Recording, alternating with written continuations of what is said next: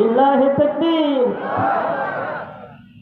ফেরাউন বলে, দাসী তুমি চিন্তা করো, তোমার সন্তানটা তোমার সামনে থেকে একটা আমি হাতিয়ার কাবাব বানিয়েছি, যদি তোমার মালিকের কথা তুমি ভুলে না যাও, তোমার এই সন্তানকে আমি তোমার সামনে হাতিয়ার কাবাব বানাবো। দাসী বলল, কোনো আফসোস নাই, দুঃখ নেই, সন্তান নিয়ে যাও, কিন্তু আমার মালিকের নামটা জবান থেকে মুছে ফেলতে পারবে না, দিল থেকে মুছে ফেলতে পারবে না। ও কলিজার টুকরা নওজোয়ান, ও আমার পর্দানিশীন মা বোনেরা, আমাদের জীবন তো এমন ভাবে কেটে যায়, দিন রাত 24 ঘন্টার মধ্যে আমার আল্লাহর বান্দা বান্দি আছে, একবার আল্লাহ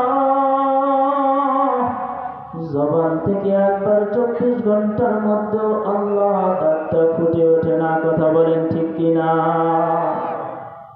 একবার 24 ঘন্টা পার হয়ে যায় মুসলমান, তোমার জবান থেকে একবার আল্লাহ ডাকটাও বের হয় না, এমন আছে না?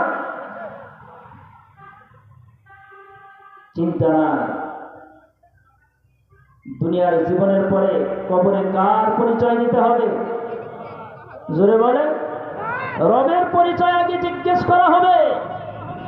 আগে বলা হবে না দুনিয়াতে তুমি কি ছিলা, বড় আলেম ছিলা, মুফতি ছিলা, মুহাদ্দিস, বুজুর্গ, ওলি, বড় পীর সাহেব, বড় এলাকার কুতুব, নেতা, এমপি, মন্ত্রী, কোনো কিছুই জিজ্ঞেস করা হবে না। চেহারা দেখা হবে না, পোশাক দেখা হবে না, সব কিছু মাইনাস।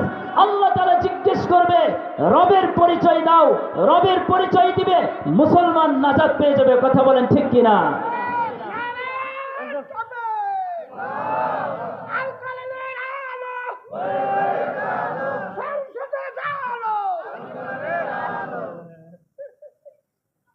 রবের পরিচয় জায়গা মতো দিতে হবে। আমরা সবাই মুসলমান, মৃত্যুর পরে পোশাক হবে কয়টা পুরুষের? জোরে বলেন। নাকি আপনি এলাকার দুলাভাই, এই জন্য আপনাকে 4টে পোশাক দেওয়া হবে? হ্যাঁ, সবার পোশাক সমান, 3 পোশাকে যেতে হবে। এসেছিলাম পোশাকবিহীন, যাব 3 পোশাক, ছোট বড়, নারী পুরুষ, আবার বৃদ্ধ, সকলের এক কালার সাদা পোশাক, 3 পোশাক আর 5 পোশাকে আমার আপনার কবরে বিদায় দেওয়া হবে।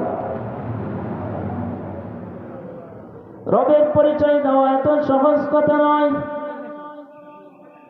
রবের পরিচয় দেওয়ার জন্য দুনিয়ার মধ্যে রবের সাথে সম্পর্ক করতে হবে। কথা বলো যুবক, ঠিক কিনা?